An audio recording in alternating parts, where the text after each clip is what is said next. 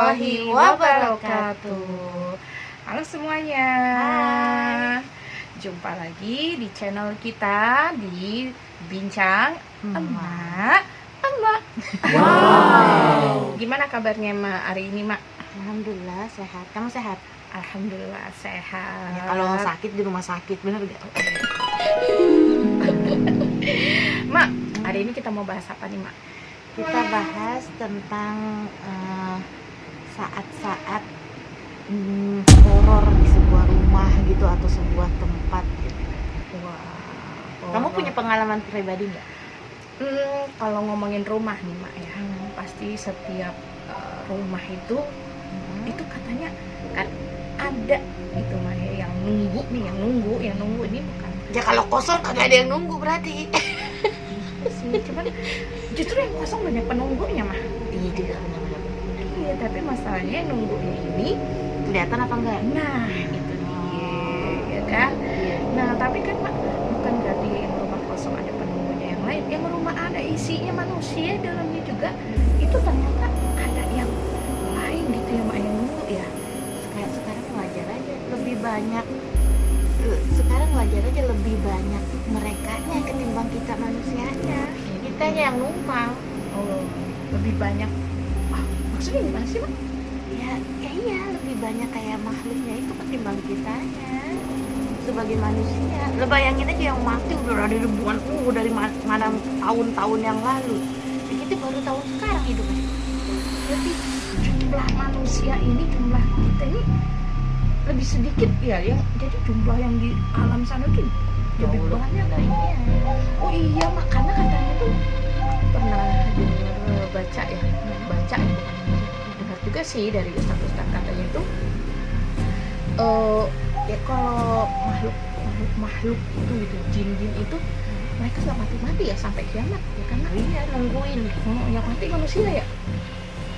Nah, jadi apa nih Mak di rumah, ada cerita nggak tentang kejadian apa di rumah gitu yang pernah alami deh gitu, coba. Jadi gini, ingat ya waktu awal-awal menikah itu kan ngontrak ya, kita kan mikirnya pengen pisah dari orang tua, pengen mandiri gitu kan.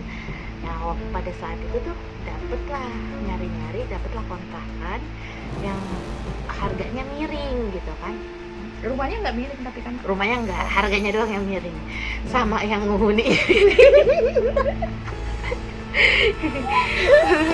Harganya nih miring. Otomatis pada saat itu kan karena pengantin baru mikir murah gitu kan, ya udah deh nggak apa-apa gitu kan.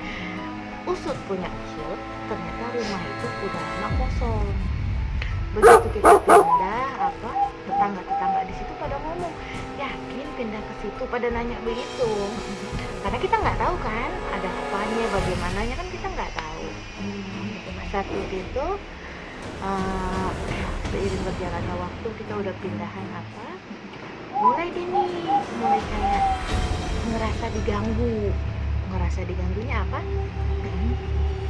Jadi kalau kita tidur di kamar pintu tertutup itu kan posisinya itu rumah itu jadi ada lorongnya gitu. Nah di lorongnya itu adalah sekitar 1,5 meter gitu lorongnya. Itu kamar berdempetan gitu. Tunggu, jadi ada kamar nih, terus kamarnya itu dua berdempetan. Lorongnya di mana Mak? Di tengah-tengahnya itu. Jadi antara dua kamar apa di depan kamar? Di depan kamar menuju ke dapur. Oh gitu. Jadi dapur di belakang. Ini kamar. Jadi begitu masuk, ini dapur di sini nih. Oh gitu. Jadi mau ke dapur itu harus ngelewatin lorong itu kan, depan kamar. Jadi kan kalau misalnya kita tutup pintu, ada orang gitu ya, itu kan ada bayangan di bawah pintu tuh ya kan. Kalau kita lewat, ada orang lewat gitu, kita bisa tahu kan. Maksudnya kalau kita di rumah gitu, ada orang lewat depan kamar kita tuh kan kita bisa tahu ya kan, karena ada bayangan tuh tadi. Nah jadi satu kali suaminya Man lagi pergi gitu kan, karena sering pergi keluar, jadi kita diam di rumah gitu kan. Kita ada di kamar itu, kita ngeliat Sendirian tuh Mak? Sendirian. Itu kita ngeliat di bawah kolong, di bawah pintu itu ada yang lewat bolak balik kayak gitu. sampai akhirnya apa gitu kan, terus sampai kayak gitu ramenya. Ternyata lorong itu tuh emang tempat jalannya tuh makhluk, jadi kayak portalnya tuh lorong depan kamar itu. Udah deh nih, yang gedebak-gedebuk sampai ada kayak sampai kayak ketemu apa jadi kamar mandi tuh kan kalau lantai tuh ada ini ya, ada jejak gitu. Sampai sampai kayak gitu pernah Sepanjang lorong itu. iya ada kamar mandi, jadi tapak kaki itu ada gitu tuh sampai kamar mandi. Udah begitu ada lagi kayak pokoknya di daerah itu tuh pokoknya macam-macam, sampai ada kayak tapak jalan ular tapi arahnya ke kamar mandi. Tapi nggak sampai ngetok pintu kan, Mak? Pintu Enggak. kamar gitu. enggak mak nggak ada ke pintu sampai diketok-ketok diganggu gitu enggak. Oh, numpang lewat doang dia, numpang Kan emang lewat. jalannya Oh. tapi ke arah kamar mandi. Jalan tol dia. Mak ya mungkin begitulah kalau kita ya. Jadi akhirnya jalan udah tuh kita kayak yang kayak begitu udah jadi biasa ya. Itu tiap nggak ada suami, Mak? Iya. Oh. Yang ular itu mah ada suami. Oh. Jadi ada tapaknya kan, Itu ada jejak tiap malam apa ada jam-jam tertentu dia nggak begitu? tahu deh, kita nggak merhatiin, cuma ketahuannya itu pas ada bayangan di bawah kolong pintu itu kan. Jadi kayak emang rame gitu orang lalu lalang lah gitu kan. Udah tuh ini yang bikin yang bikin tingkatan ketakutannya itu makin wow pada saat itu tuh, yang bikin klimaksnya itu ini. Jadi di kamar yang kita tempatin ini ada jendela satu tapi agak atas begitu posisinya, ditutup pakai stiker kaca. Jendela Di kamar. tapi nggak bisa dibuka. Jadi udah dipatok udah paten, coba ada cahaya aja, terus itu nggak bisa dibuka dan dipakai stiker kaca gitu kan. Tapi yang bening itu loh. Satu kali Itu ditutup gorden nggak?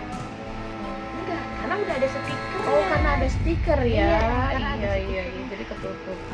Jadi dan lagi posisinya kayak di atas segitu, jadi orang nggak bisa ngintip. Oh, itu gede sebesar apa? Gimana ya? Kayak segede untuk muka kita aja atau 1,5 badan? setengah badan. Oh, gede juga berarti ya? Iya, setengah badan. Tapi posisinya karena di atas, jadi kayak salah nempatin kaca gitu Oh, loh, iya, salah iya. Pembangunannya. Dia ada di atas, jadi kita mikirnya nggak bakal ada orang ngintip tuh, Iya. pakai stiker juga. Udah kayak gitu, itu sama suami, kok rasanya nggak nyaman, lalu itu tuh mau pindah yuk ke kamar sebelah, mikirnya begitu. Suami kenapa sih nggak enak. Udah suami tetap nggak mau kan, tapi akhirnya ujung-ujungnya kita rayu terus pindah kita tidur di kamar depan. Soalnya yang itu kan kamar belakang jadinya gitu. Udah pas suami nengok begini, di kaca tuh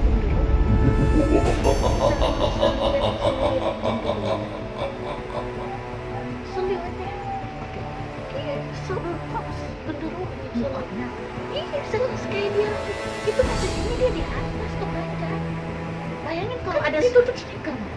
kan siluet ada cahayanya, jadi kesorot cahaya lampu dari kamar kita gitu. Jadi pas udah suami ngeliat begitu, akhirnya kita pindah ke kamar Kok merinding nggak? Kok merinding nggak? pindah ke kamar depan. Seminggu tahu nggak, setelah hari itu tidur di hotel.